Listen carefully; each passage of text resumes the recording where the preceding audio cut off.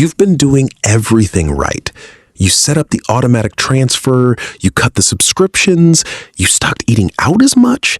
You told yourself this was the year you were finally going to build something real.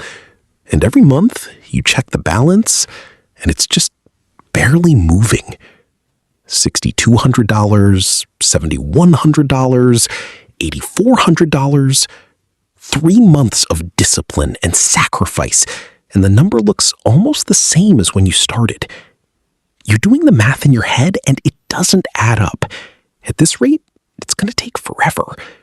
And forever feels like a good reason to just stop trying. If that's where you are right now, I need you to hear something before you close this app and go spend that $800 on something that actually feels good in the moment.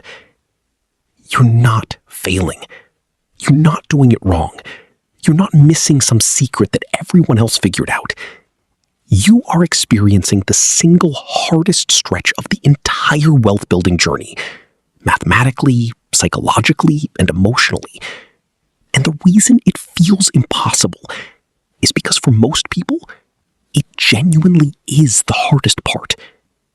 The first $50,000 is the most difficult money you will ever save.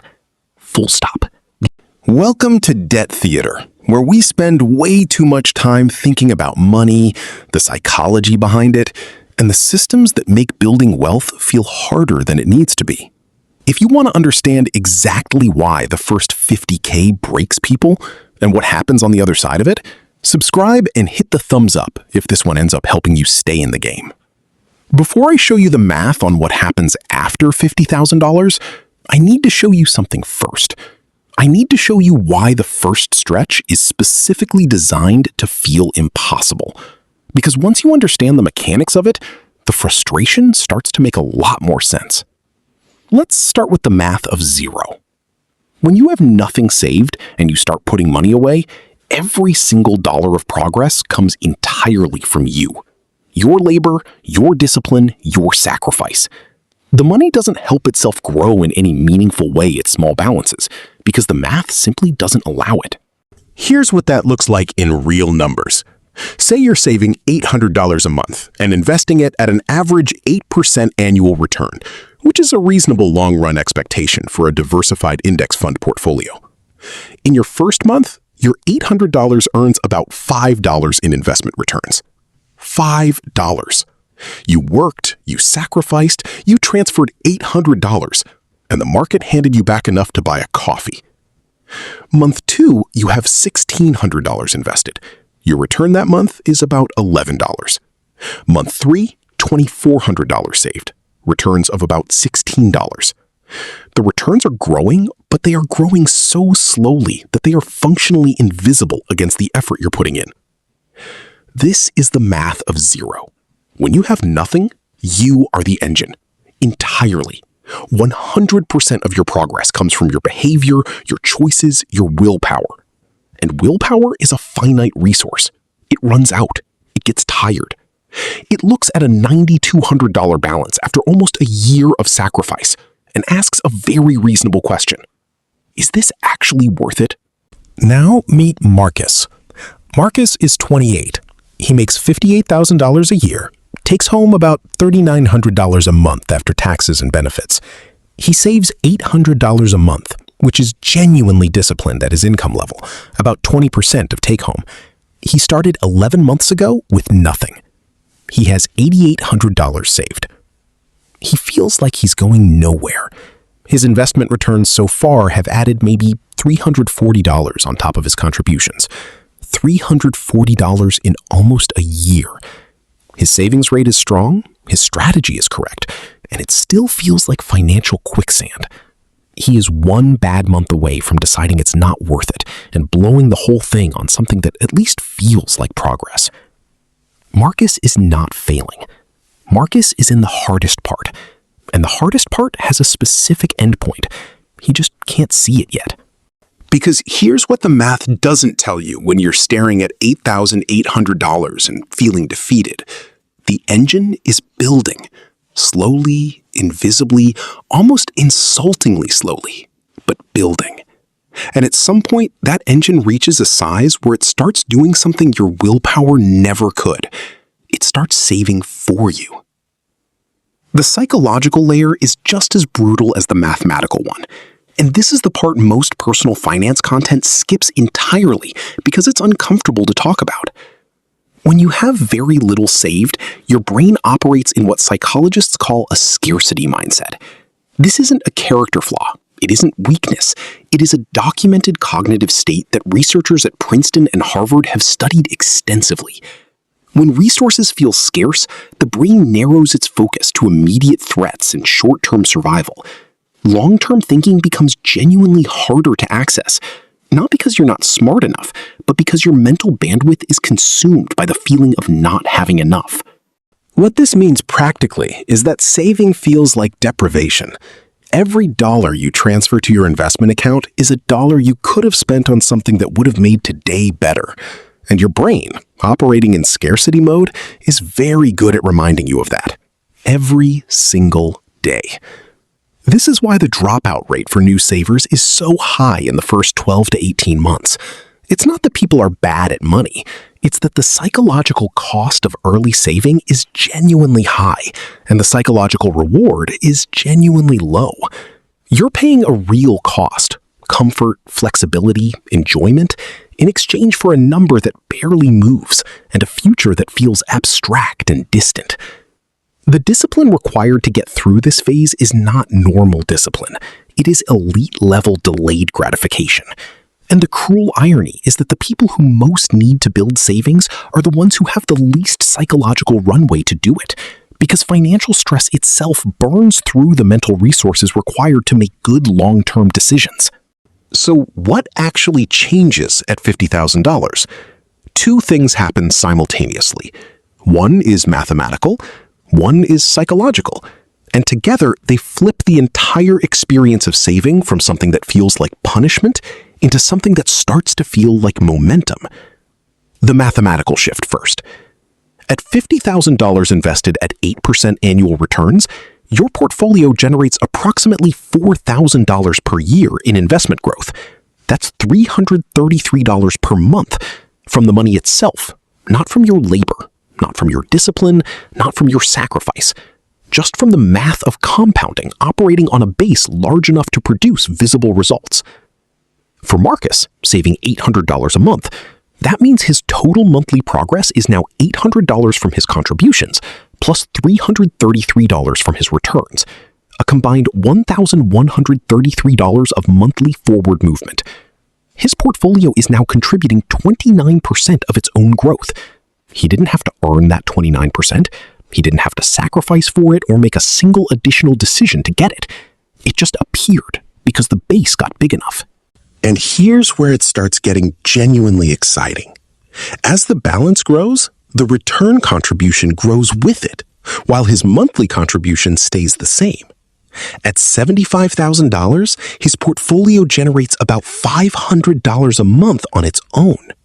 At $100,000, it's generating roughly $667 a month. At $150,000, it's over $1,000 a month in returns alone, more than his entire monthly contribution was worth when he started. The math has flipped.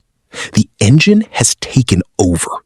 His behavior still matters. His monthly contribution still accelerates the timeline, but he is no longer the only thing powering the machine. The machine is now helping power itself. The psychological shift is equally dramatic and arguably more important for long-term success. At $50,000, you cross what behavioral finance researchers call the security threshold, the point at which your savings stop feeling like a sacrifice and start feeling like an asset. Below this threshold, every dollar saved feels like a dollar lost from today. Above it, the balance starts to feel like something real, something that exists, something that changes what's possible. You start making decisions differently. The job negotiation you were afraid to have, you have it because you have a cushion if it goes wrong.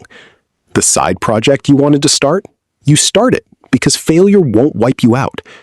The bad boss, the toxic workplace, the career path that isn't working. You leave because you have the runway to find something better. $50,000 doesn't just change your bank balance. It changes your risk tolerance, your confidence, and your relationship with the future. And all of those changes compound just like the money does. Now let's talk about the timeline proof, because this is the part that I think actually changes how people feel about the early grind. Marcus saves $800 a month starting from zero. At 8% average annual returns, here is how long each $50,000 milestone takes him. First $50,000, 48 months, 4 years. This is the brutal stretch, nearly half a decade of consistent saving before he crosses the first major threshold. Second $50,000, 28 months, less than 2.5 years. The same $50,000 that took him 4 years the first time now takes him just over 2. Why? Because his existing $50,000 is generating roughly $4,000 a year in returns, which means the total monthly progress toward the second milestone is significantly higher, even though his behavior hasn't changed at all. Third $50,000, 21 months. His base is now $100,000, generating $8,000 a year. The compounding engine is running at full speed. Fourth $50,000, 17 months. Fifth $50,000, 14 months. By the time Marcus has $250,000 saved, each additional $50,000 takes him roughly 12 months, and his portfolio is generating so much in annual returns that his monthly contribution is almost secondary to the compounding itself. The first $50,000 took 48 months. The sixth $50,000 takes 12 months. The same amount of money, the same person, the same job, the same $800 a month. 4 times faster. Not because Marcus got smarter or worked harder or discovered some financial secret, because the math of compounding rewards reap patience with acceleration. And the only way to access that acceleration is to survive the early grind long enough to reach the base that makes it possible. This is the single most important thing to understand about wealth building, and almost nobody explains it this way. The reason most people never build significant wealth is not that they don't earn enough. It's not that they don't know what to do. It's that they quit during the 48-month stretch. The stretch where progress is real but invisible, where the math is working but slowly, where every month feels like it's not worth the cost. They quit at month 14, or month 22, or month 31. They're more than halfway through the hardest part, and they walk away because nothing visible has changed, and they can't see what's coming on the other side. What's coming on the other side is a completely different mathematical reality. One more thing worth saying here, and it's about the identity shift that happens when you cross $50,000. Because the financial change is significant, but the psychological change is what actually sustains everything that comes after it. When you have $50,000 saved, you become a different kind of person in your own mind. Not because of ego or status. Your friends probably don't even know.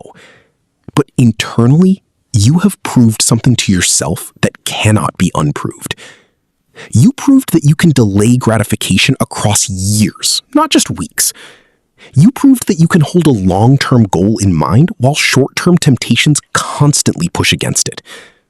You proved that you are the kind of person who builds things rather than spending everything they have. That identity is the foundation of every financial decision you'll make for the rest of your life. And it only becomes available to the people who survive the first $50,000. So here's where this lands. If you're in the early stretch right now, if you're at 4,000 or 12,000 or 28,000, and it feels like the number will never get there, the only job you have right now is to stay in the game. Not to optimize, not to find a better strategy, not to figure out if there's a faster way. Just to stay in. Because the math is already working. You just can't see it yet. The engine is building. And on the other side of $50,000, it starts running without you. Marcus is going to get there. So are you. And that's the thing nobody puts in the brochure. The system isn't broken. It's working exactly as designed, just not necessarily for you. Understanding how it works is the first step to making it work differently. If this video made something click, subscribe to Debt Theater. This is what we do here. Pull back the curtain on the financial systems most people are living inside without realizing it. Hit the like button if this was worth your time. Drop a comment with the part that surprised you most. I read all of them. And if you know someone who needs to see this, share it. That's how this channel grows, and that's how more people get access to this information. New video every Wednesday. We'll see you then.